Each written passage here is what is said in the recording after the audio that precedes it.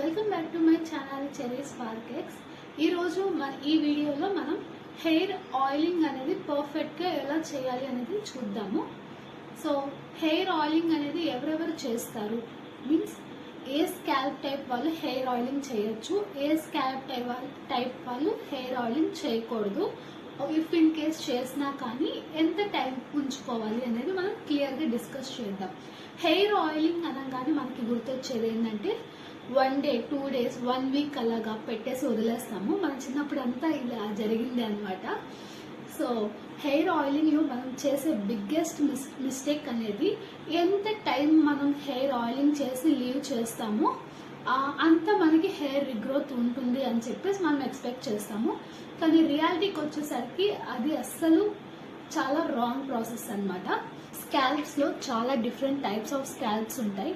Normal scalp ఉంటుంది, combination scalp ఉంటుంది, scalp types అనమాట. ఇవంతా డ్రైగా ఉంటాయి, కొంతమందికి సెన్సిటివ్ ఉంటుంది, కొంతమందికి చాలా డాండ్రఫే ఉంటుంది అనమాట. హెయిర్ కన్నా డాండ్రఫే ఎక్కువ కనిపిస్తూ ఉంటుంది. సో మెయిన్లీ ఎవరు ఆయిలింగ్ చేసుకోకూడదు అంటే డాండ్రఫ్ ఉన్న వాళ్ళు అస్సలు ఆయిలింగ్ చేసుకోకూడదు. ఎందుకు అంటే డాండ్రఫ్కి ఫుడ్ ఆయిల్. సో మనం డాండ్రఫ్ ఉన్నా కానీ మనం ఆయిల్ పెట్టాము అంటే మనం దానికి ఇంకా ఫుడ్ ఇచ్చినట్టు అనమాట. అంటే డాండ్రఫ్ ఉంది, నువ్వు మళ్ళీ ఆయిల్ అప్లై చేసావు, సో డాండ్రఫ్కి ఫుడ్ ఏంటి? ఆయిల్ కదా. నువ్వు మళ్ళీ కానీ డాండ్రఫ్కి నువ్వు ఆయిల్ అప్లై చేసావు అంటే దాన్ని ఇంకా నువ్వు పెంచుతున్నావు అనేసి.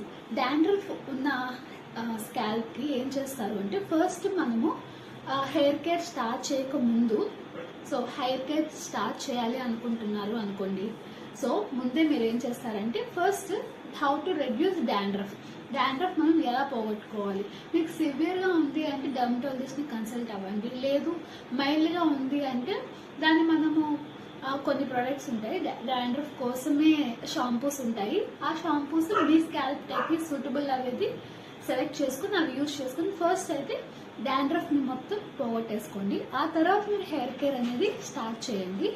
సో నెక్స్ట్ వీడియోలో మీకు హెయిర్ ఆయిలింగ్ అనేది పర్ఫెక్ట్గా ఎలా చేయాలి అనేది చూపిస్తాను. అలాగే లాస్ట్ వీడియోలో నిన్నటి వీడియోలో నేను మీకు హెయిర్ ఫ్రిజీగా ఉన్న వాళ్ళకి ఎలా ఫ్రిజ్నెస్ని కంట్రోల్ చేసుకోవచ్చు అనే దానిపైన వీడియో అయితే చేశానండి. ఇఫ్ ఇన్ కేస్ మీరు కానీ చూడకపోయింటే ఒకసారి వెళ్ళి చూసేయండి. ఇలాంటి మరిన్ని ఇన్ఫర్మేటివ్ వీడియోస్ కోసం నా ఛానల్ని సబ్స్క్రైబ్ చేయండి. Thank you for all.